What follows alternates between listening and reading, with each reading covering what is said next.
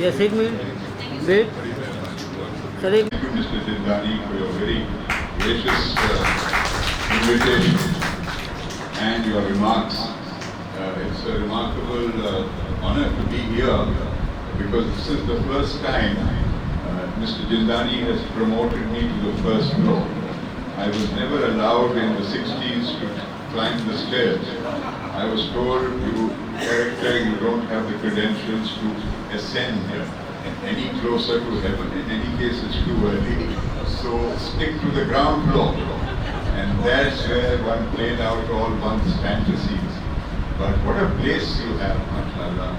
Look at Jamshed Sahab, the kind of generosity of spirit and substance, because it takes a lot of monetary generosity to give this kind of location, this kind of place.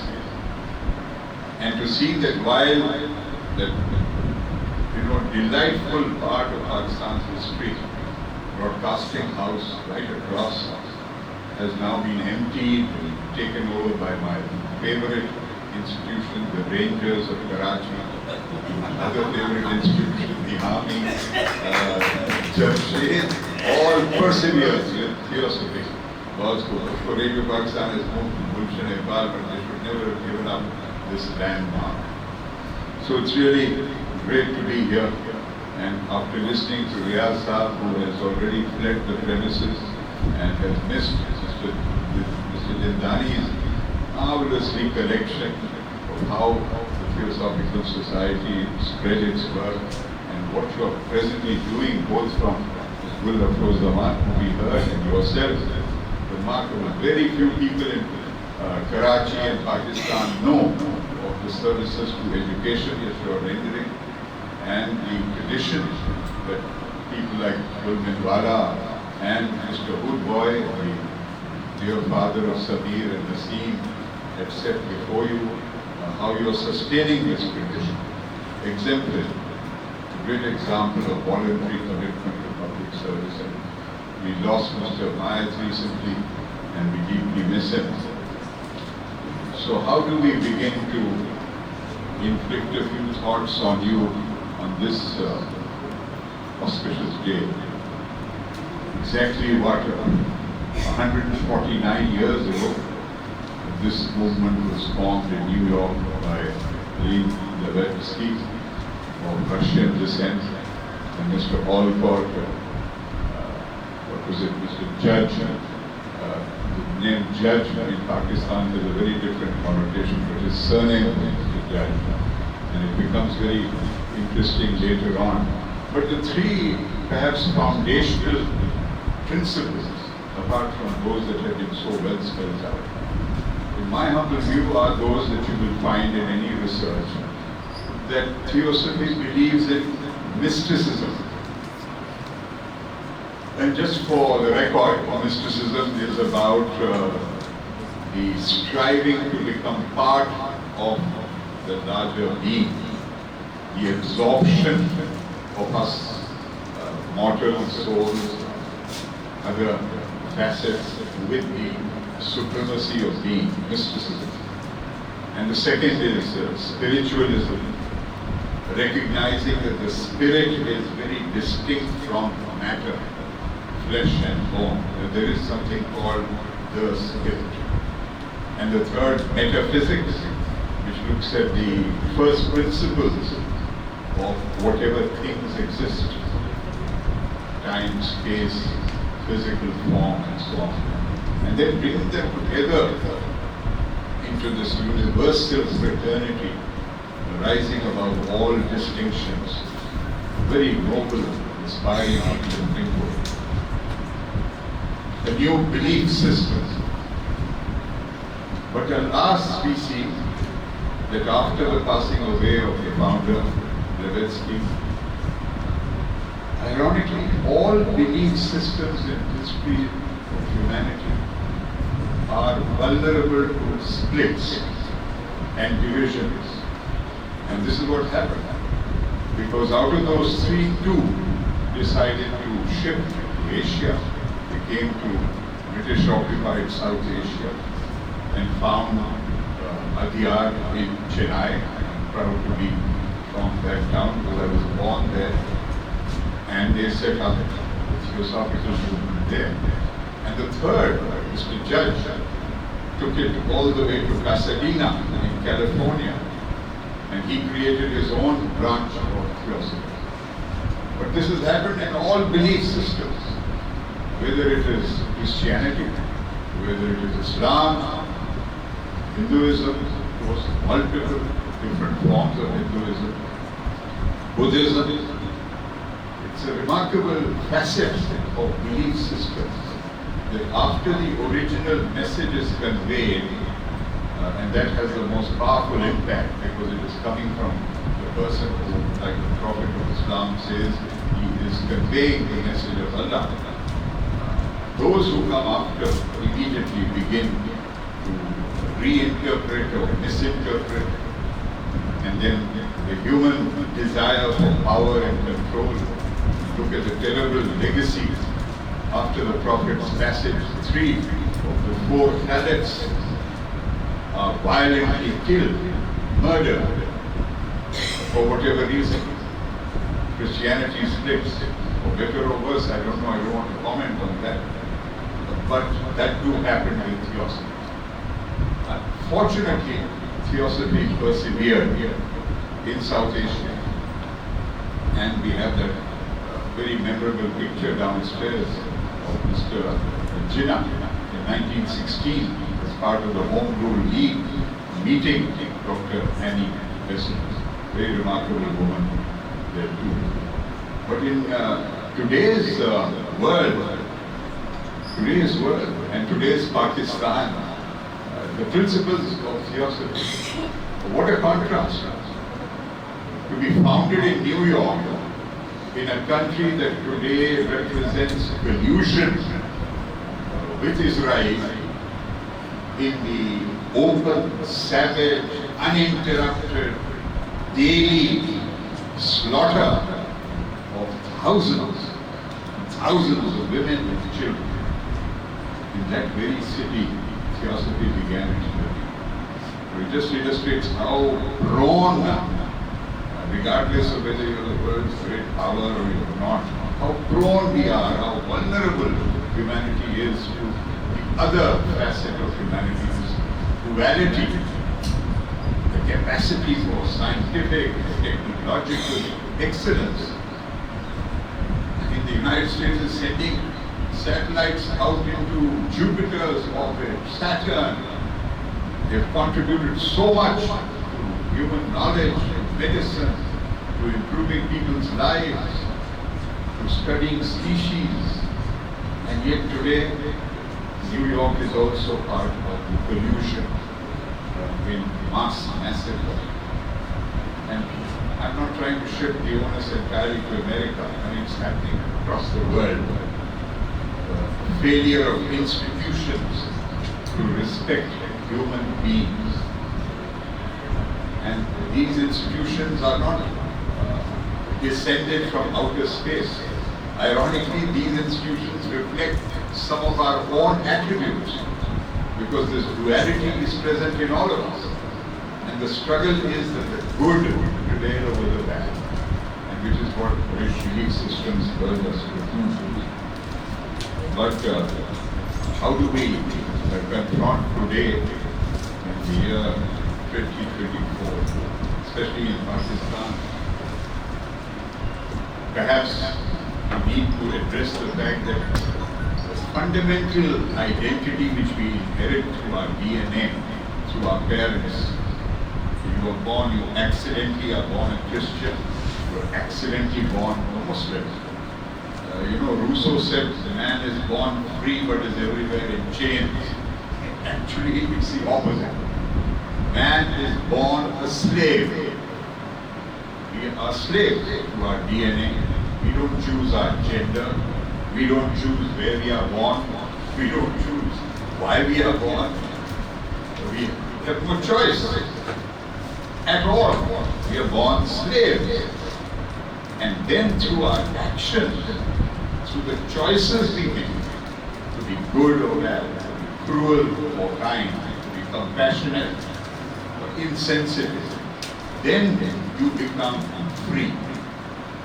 And all our DNA is not bad. Some of the very good things we inherit from parents we should retain, but many don't.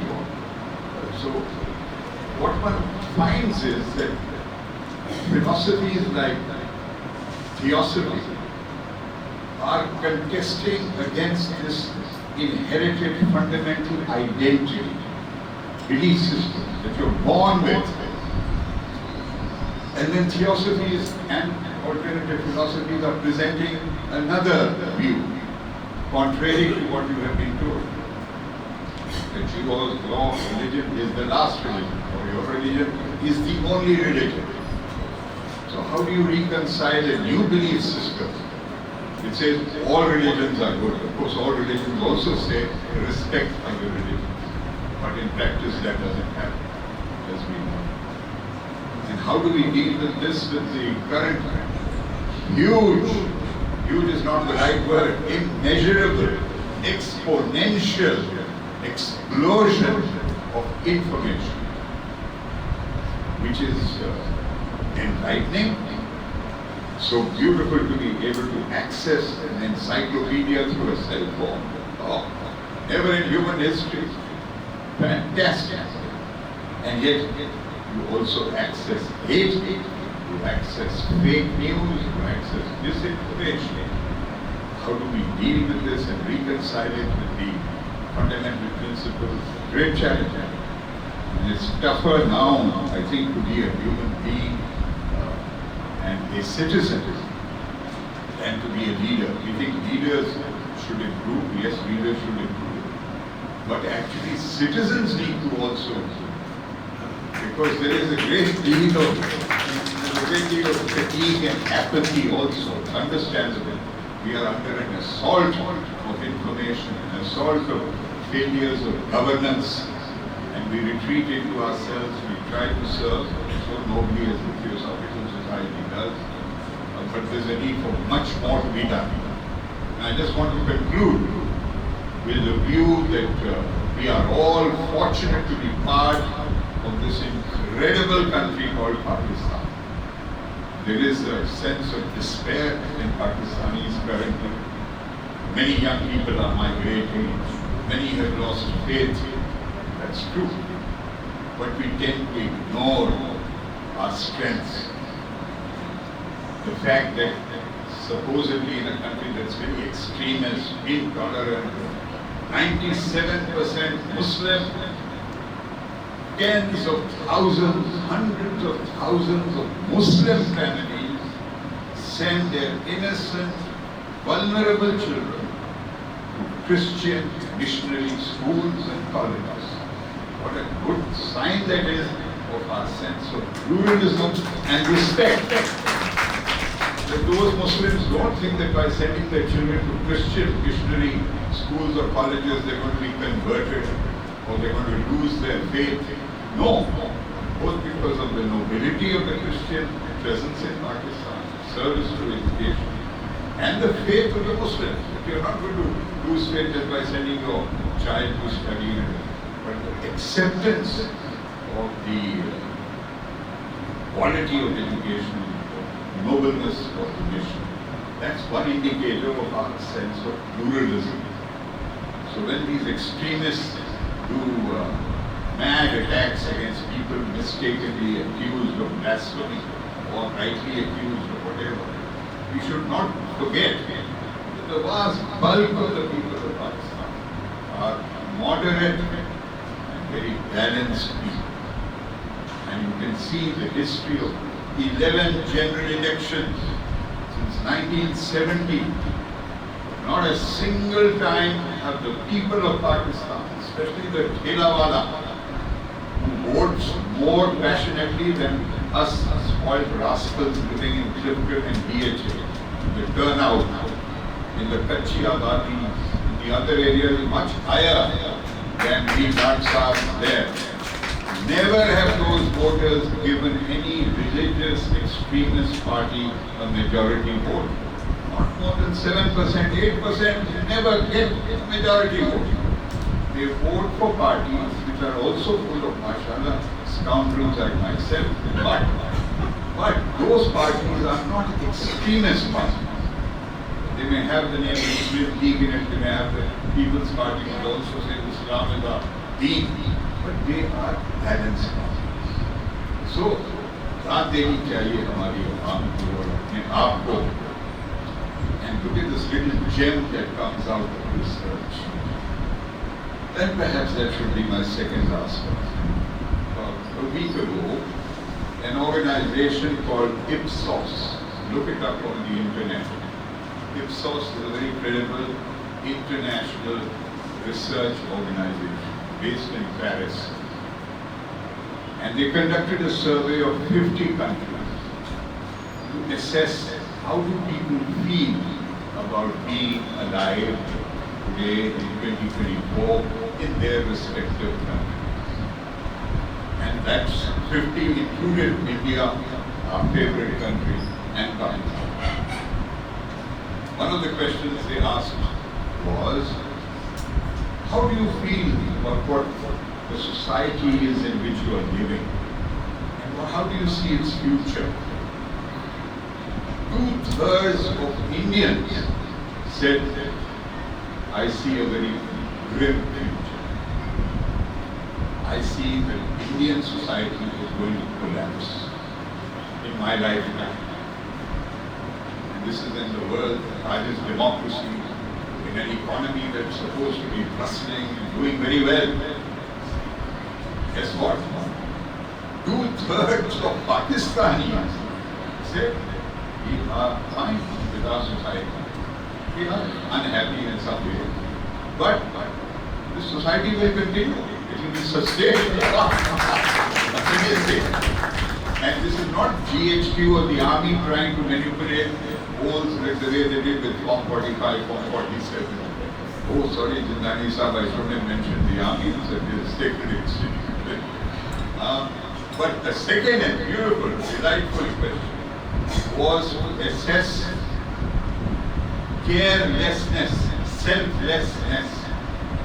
How selfless are you or your family or other people? And not only did Pakistan leave India behind, Pakistanis ranked at the top of 50 countries in being amongst the most selfless people in the world. क्या बात है, ताली बजा लो. इसमें मैं दाद देता हूँ पाकिस्तानी खवातीन को.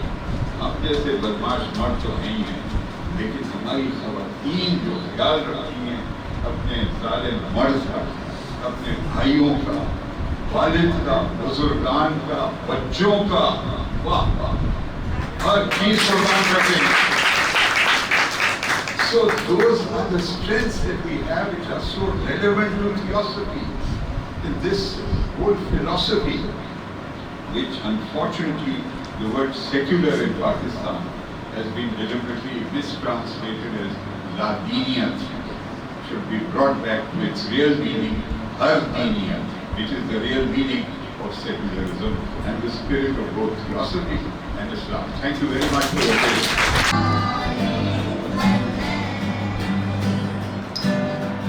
May all feel themselves as one with Him.